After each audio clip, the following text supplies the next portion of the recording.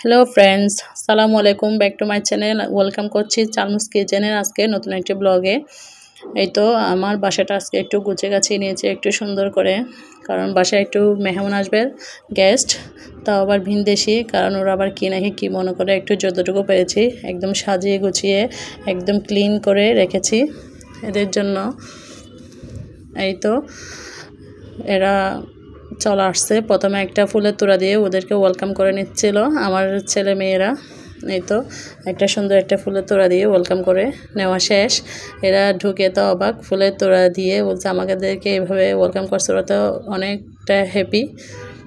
এই তো প্রথমে আমি তো মনে করছি চাইনিজটা বুঝি বেড়াতে আসলে নাস্তা এই ধরনের কিছু আমাদের চিটাঙের মানুষের মতো আনে না, কিন্তু ওরা দেখি একদম প্যাকেট ভর্তি নাস্তা, দেখে তো আমি ফুরাই অবাক। বাচ্চাদের জন্য চকলেটে ভরপুর একদম।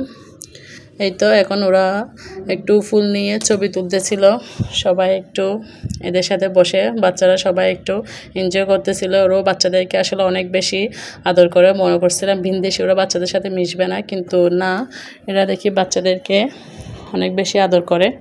এই তো এদের জন্য মোটামুটি শর্টকাট নাস্তা আয়োজন করেছিলাম, একটা cake welcome to my home দিয়ে, আর একটা হচ্ছে পাউরুটি দিয়ে পুডিং।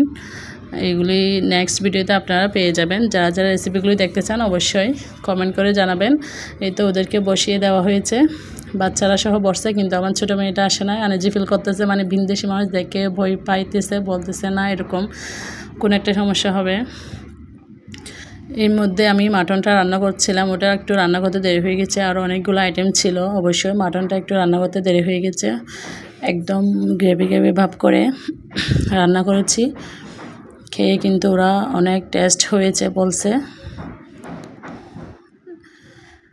আসলে কী রান্না করব, কী খাওয়াবো, নিজে কনফিউজ ছিলাম, কারণ ওরা ভিনদেশি মানুষ, ওরা কী খায় না খায় তেমন একটা আইডিয়া নাই। তারপরে যতটুকু পেরেছি করেছি, মাটন করেছি, রোস্ট করেছি ওদের জন্য, তারপর রূপচাঁদা ফ্রাই করেছি, তারপর হচ্ছে আপনার গরু মাংস দিয়ে বিরিয়ানি করেছি। কিন্তু ওরা কিন্তু খেয়ে কিন্তু মোটামুটি অনেকটা খুশি হয়েছে।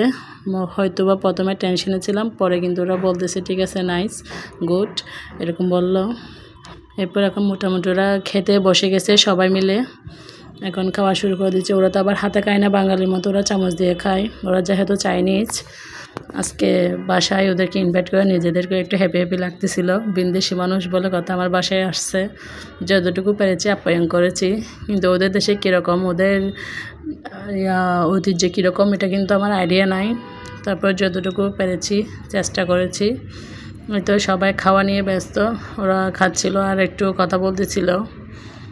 মোটামুটি খাওয়ার মাঝখানে গিয়ে আমার মেয়েকে পাঠিয়ে বললাম একটা ভিডিও করে নিতে, ও ভিডিও করে নিয়ে আসছে, কারণ আমি যাতে আপনাদের মাঝে শেয়ার করতে পারি এর জন্য বলা।